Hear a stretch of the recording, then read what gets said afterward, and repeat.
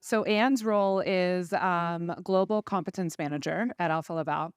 And the reason I wanted to have this conversation after the others is because I think it will tie into each of them, right? So there's so much about the change that's taking place that then affects what we're looking for in talent when we bring them in, what we need from the talent that we have, what will get people to be able to do these next versions of the roles we're asking them to do, and what will keep them engaged and empowered as employees. So I thought it would be a nice way to sort of reference back some of the points that have come up throughout the day and talk about it from that lens of talent and competence. So before we do that, tell everyone a little bit more about yourself and about Alpha Laval. Super. Yeah. I am I'm from Denmark. Wow. You heard about something in Denmark. So working in Central in Lund in global service operations, as said. My background is in banking and marketing, and then over as a trainer and the pedagogical approach. I one of the key elements in my career has been developing people, and then I added a lot with the organization later on. Privately, I am a horseback rider. I used to compete in show jumping. This time it's a little bit, a smaller one, Icelandic horse. When I'm at my home, I'm living on a countryside. I'm living on a farm, but I commute and I travel a lot. 26 different sales companies around the world with service operations, a lot of stakeholders to take care of. I am sitting in the matrix between three big divisions: marine, food and water, and energy. And on the same hand side, I then sit with these 26 different sales companies. So So it's a quite bit a of landscape. a bit of complexity. It is, Yes. but Okay. also with the great challenges and great people. Yeah. Yeah. All right. So all of the things that we've talked about today, okay, the changes that are taking place in service, the different ways customer expectations are evolving, different industries ahead. We talked about people first. We've talked about technology. We've talked about leadership. All of these different things. Um, all of those realities of what today's landscape looks like. How is that shaping competence strategy?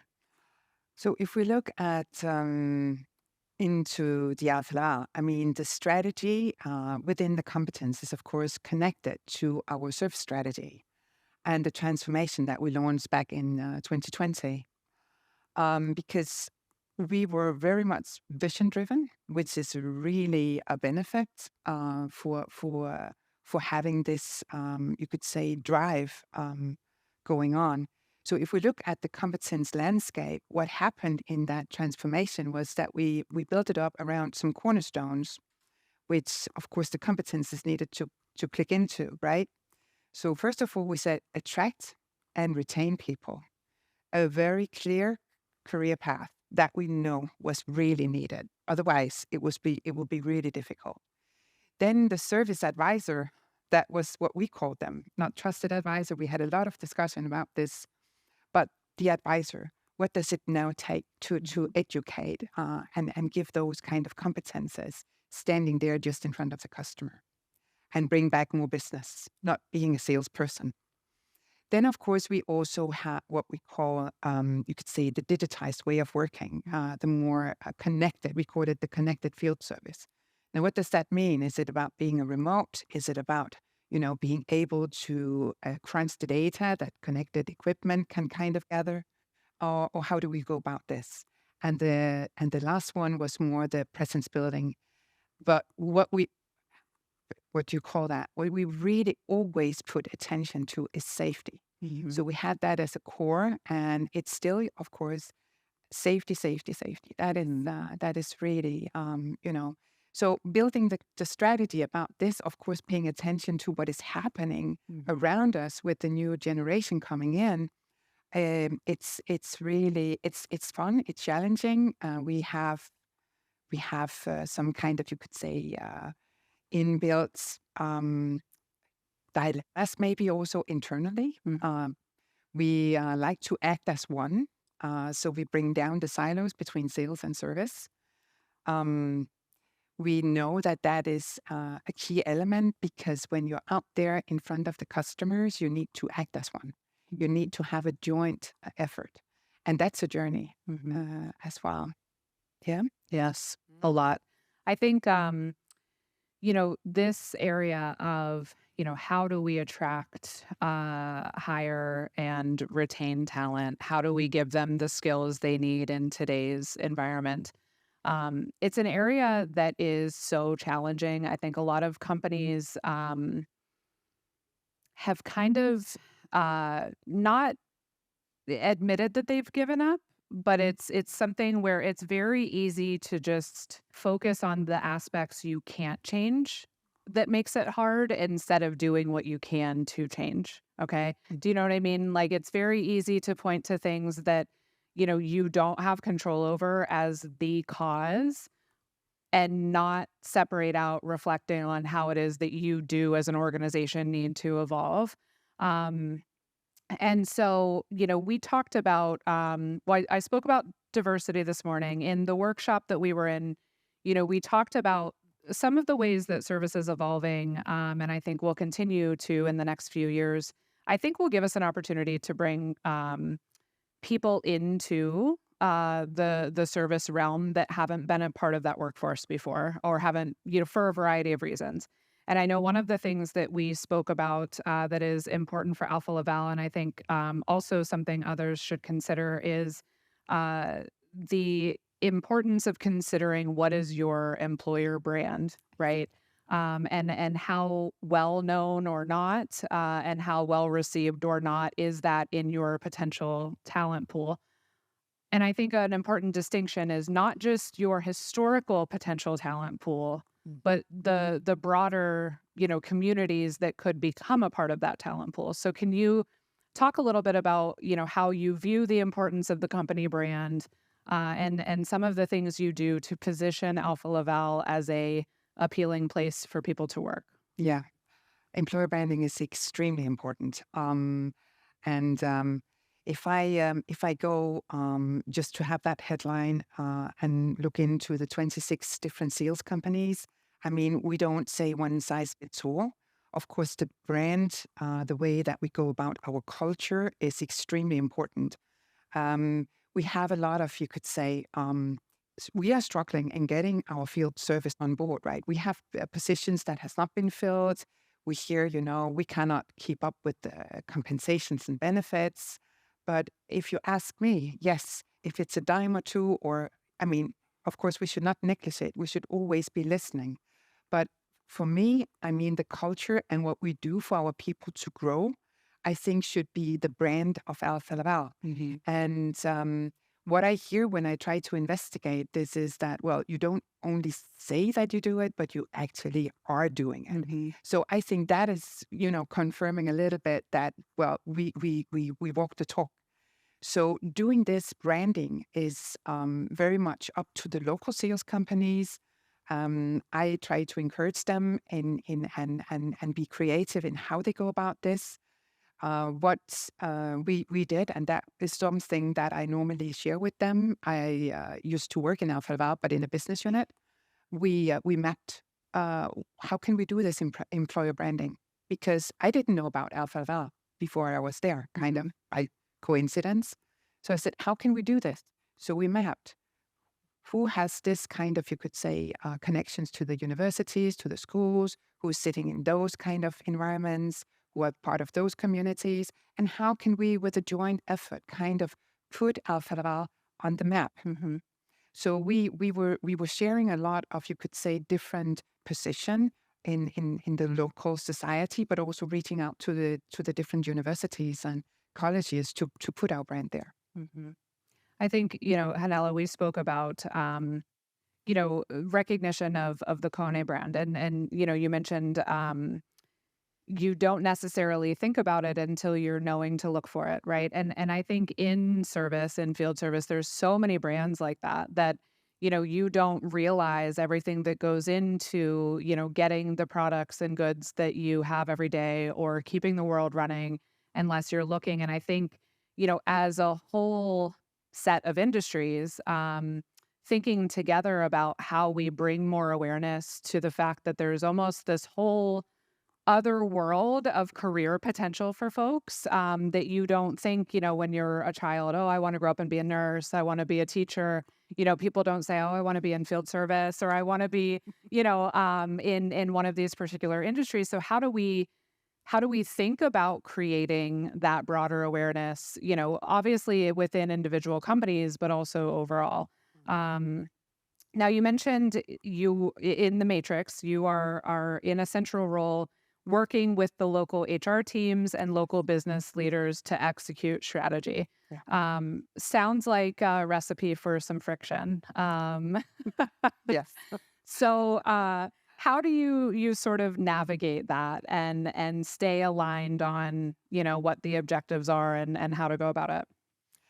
A very good question, and not so simple to answer. Just yeah. So going about this from the beginning, when we have this launch of the strategy, of course we have the buy-in from the MD, from the management. I am not part of HR. I'm a competence manager. I sit outside HR, but of course the ones that I'm collaborating with closely is HR.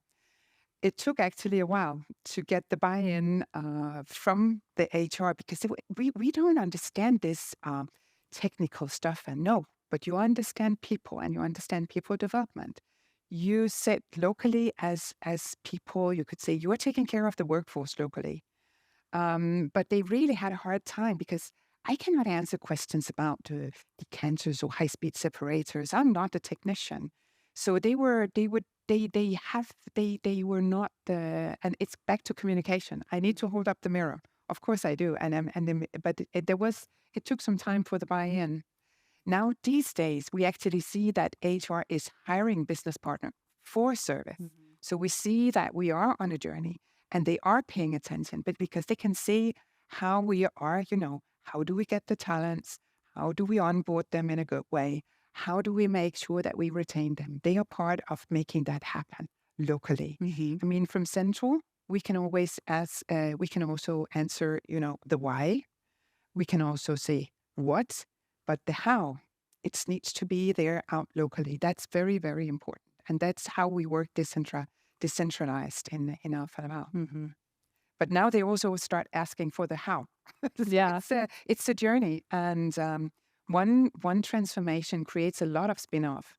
Now we are looking into different ways to put up academies. How can we capture newly educated, bring them on board, train them? Maybe we train a bit too many.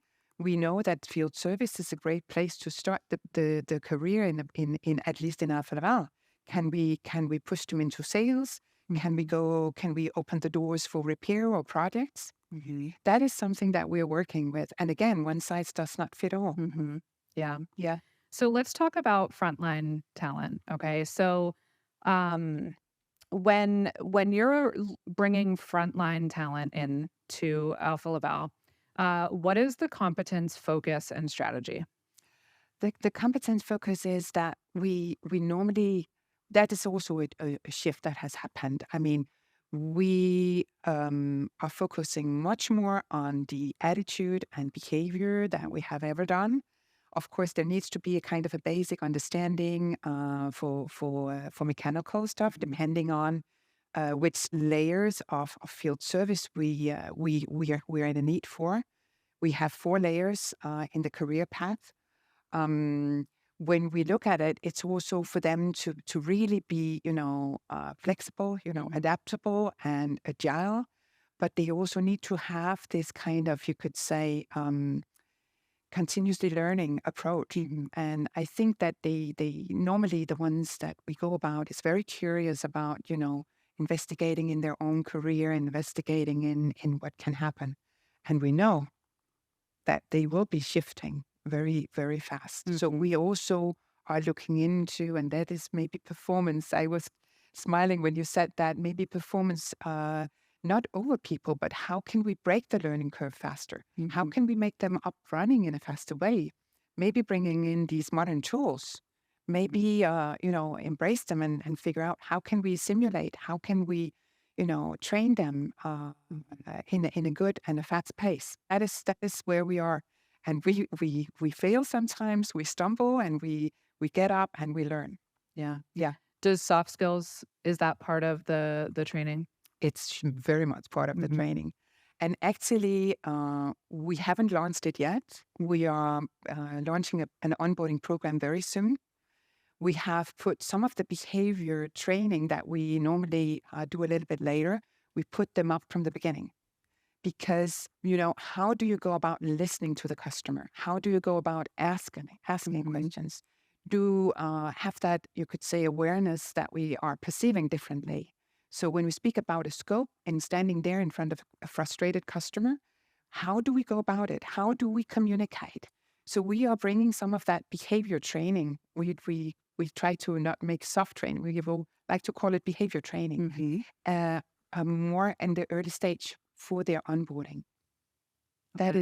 is what we are doing now.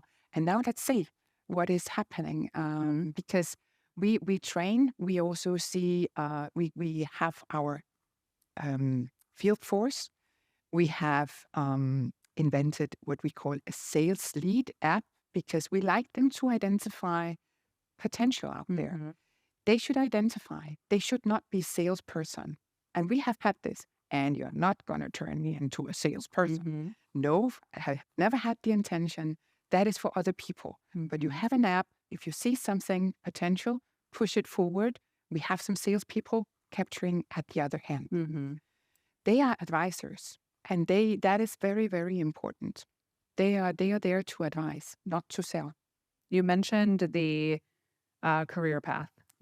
So what does that look like for a new technician coming in? A new technician coming in, if he starts on the basic level, Mhm. he would have a very transparent learning plans. We work with that. And we normally go about if you are a separation specialist or a thermal specialist, then there are several paths that you need to kind of, you could still master. Mhm. If you want to grow, this is a conversation you have with your manager. So the onboarding is also where the manager, so we are taking the Mhm. manager there as well. So that conversation is not necessarily only for the PD talk or development talk or what we call it. That is something that is going on constantly. Mhm. So if you have a wish for going into a business, of course, there needs to be a need. But then we would like to encourage our people to grow in that sense. Mhm. So there needs to be a promotion going from one step to another because the compensation and benefits is there embedded as well. Because there needs also to be this, what's in it for me? Why should I develop? Um, Now we can also see in some areas of our business, maybe we have a market that is, flattening out a little bit. Okay, so how do we then reskill our people? Mhm. That's also part of it because we want to retain our people, Mhm. and we want to because they know, I'm not being booked for anything. What is happening? Mhm. I like to choose myself. I rather go out than they give me a note that I'm not here anymore, right? Mhm. So we need to start those kind of conversation quite early. Yeah. Yep. Yeah, we spoke in the breakout earlier about the importance of, when it comes to retention, younger talent wants to feel that they have opportunity to progress. So having this progression, having it be clear from the beginning, making sure they know that there's opportunity with that for them within the business. But we also talked about the fact that, as you mentioned, it can be better. We can't have the expectation that field technicians are going to come into the role and stay there for 20 or 30 years like they did before, right? And so we need to be preparing for that and figuring that out. But also we spoke about the reality that it can be better to retain them within the company, Yeah. even if it isn't within service, right? So if they're a talented individual and they have an interest or an aptitude to go into sales or to go into product or something else, right? Making sure that you have measures in place to be able to do that. Can I add Yeah. a comment to that one? Because What we do normally, we have a policy that we say we have open recruitments. So if we have kind of internal posts, people can go and look if they are curious about, maybe I would need to fulfill a career within maybe being a manager or maybe being in sales or something else. And then if you apply for an internal position, you will always get some kind of conversation with the hiring manager or with the HR. So, and that is also bringing things to the surface, right? So you have a person who is now in the mood of looking for something different. And if that person is not there to supposed to, giving that opportunity, you at least know that that person has put down an application or a wish for doing something different. So that is also, for me, a local responsibility from HR to then support, okay, we know that you are in this situation. How can we support you in being the best candidate if that's what you want to fulfill? To get an open and honest conversation with the employees. Yeah. That's not always happening, I know, but that is what we are aiming for. Yeah, absolutely. Yeah.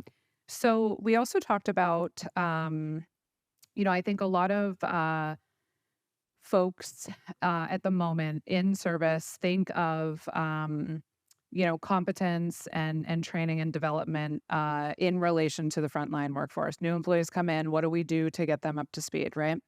But we also need to be thinking about how crucial it is not to overlook competence and ongoing development from a leadership perspective. So can you talk a bit about, what you're doing to make sure leaders as well are having the opportunity to develop and learn and grow, because that obviously has a huge impact on retention. It has a huge, huge impact. I need to step back into the history, and I probably said this already to some of you. When we launched the transformation, we could see that the enablers for having that change happening was, of course, the leadership or the managers. So we initiated a transformational leadership because we were looking for that entrepreneurship. We were looking for the vision driven. We were looking for people having the buy-in. And at the same time, we added to that training that people need to work in a strategic way. Before we kind of put that program in action, we said, well, this is a personal journey, dear manager. So we would like to offer you a 360-degree leadership evaluation. Maybe you are in a position because you are a fantastic engineer and maybe you are still working hands-on. Because in smaller sales companies, the manager might be out there working himself, right? Or he loves to do that, so he goes.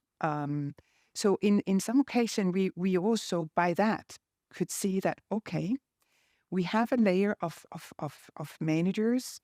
They get these kind of scoring. They get the insights themselves because this is really, you are a bit vulnerable when you are on a journey like this because it's very much personal development. And what was it you called this policy? What was it? No assholes? No assholes. So from Central, when we looked into that, we could definitely see if there were some assholes further up, right? Because how are you treating your people? Because what we offered the managers was that we said, you have a 360, you have a feedback from your managers and from your surroundings. And if your manager may not be treating you well in this, maybe you get a big surprise and that has never been addressed because the manager has never talked to you about these issues. But suddenly you see it in a 360-degree leadership evaluation. What kind of, you could say, communication is that? So that was also an eye-opener for us. So from Central, we saw it was a bigger need than just what we could address from the transformation point of view. Right now, we are in the situation where we are looking into how do we move our service operations manager to become more strategic. We know that our field service managers might be more operational. So will we force them to take those strategic decisions? Maybe not. Maybe not. So we will also need to go back, and we have not done that work yet, but that is what we are discussing right now. We know the team managers because I spoke about the span of control. If you are a leader, the span of control cannot be 20 or 30 people. So we have a layer of team managers that we also need to educate. And yeah, I think we are having a big attention here because speaking of culture, we really need them. Speaking about being close to your people, retaining your people, you need to understand what does it take to thrive, and the motivational part of it. Yeah. Yeah. No, I think it's so important, and I think we spoke earlier about the fact that there's statistics on this. I just don't have them handy, but companies drastically underinvest or don't invest at all in leadership training and ongoing education. And in service, in particular, if you think about historically, the way to reward a strong individual contributor is to make them a manager, a director, and have them progress through the ranks. The challenge with that is, them being a strong individual contributor as a field technician doesn't necessarily mean that they're a strong leader. And so, we have to be very careful as we sort of push toward this, more innovative future. Do you have the right capabilities within leadership teams to spearhead that, right? And if not, I know this wasn't the context you said about the gentleman who you brought in that was sort of an outsider in the Denmark rollout, but it can be the same idea. You either need to augment that skill with different skills or invest in, building up those capabilities and certainly, look for people that truly should not be in those positions because it will just ruin the culture and the morale and increase turnover. So I think it's a really important area. I can add to when we did the 360, right? And we had these coaching sessions because we offered an external coach session for that, the trainer or the co-facilitator of that leadership training. And then I acted as a coach as well. And some of the managers, they were not there. They were not comfortable. So the match was not there. So some of them are not in those positions today and they are happy. I mean, this is normally also how it goes. I mean, if you cannot see anything else, maybe you can be a manager then. Yeah. Yeah. I think it gets into a totally different conversation, but I think we need to come up with a way to reward strong individual contributors that is not just put them in charge of other people. Because for some people, not only do they not incline toward that, but they may not want to do it. They may not be good at it, right? And so, how do we acknowledge their excellence without just saying, here's a team, good luck. Okay, so Anne, as you look out over the next, 3 to 5 years, when it comes to talent and competence, what do you think the biggest things are that A, we're going to need to be looking for, and B, we're going to need to be thinking about being prepared to address? I need to maybe put another statement here as well, because I see a certain trend as well internally. And maybe it's not only internally, but I see more of our field service moving from one country to another. I see a lot more crossing borders and going for local contracts in different countries. If that's the case outside Alfa Laval, I haven't investigated. But I see an increase in trend in that. I see people going from this area to this area, and they are okay by having a local contract. They take the whole family, they go, and they start a new adventure. And of course, there are support connected with having internal movements. But I have also recruited, when I was in HR, I also recruited people from different countries outside Alfa Laval, and there were also kind of, support in those kind of movements. If that's if that's a trend going on outside Alfa Laval, I haven't investigated that, but I see it's an increasing trend inside. That's one thing. AI is definitely one of the things that we're talking about a lot. I actually was in Stockholm a few weeks ago on a learning conference, and AI was, of course, the underlying theme.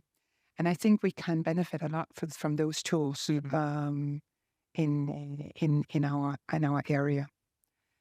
So I agree. I think I certainly don't want to give the connotation that I'm anti AI to anyone. I just think what I am is anti everyone jump on a buzzword, Exactly. right? And so I think, earlier we had a conversation from a question about knowledge management. Like to me, that is an area where AI could provide tremendous value and service because we have a wealth of data and knowledge just sitting there waiting to be leveraged. Like, so my mind just goes to, what are some of the real world today problems we could Mm. solve? Let's start there, and then get to some of the more forward thinking stuff. I also see it more as a tool. It's Hmm. more a tool to achieve what you're aiming for. Hmm. Yes. Yeah. Yeah. Anything else? I don't think so. Not at the moment. Okay.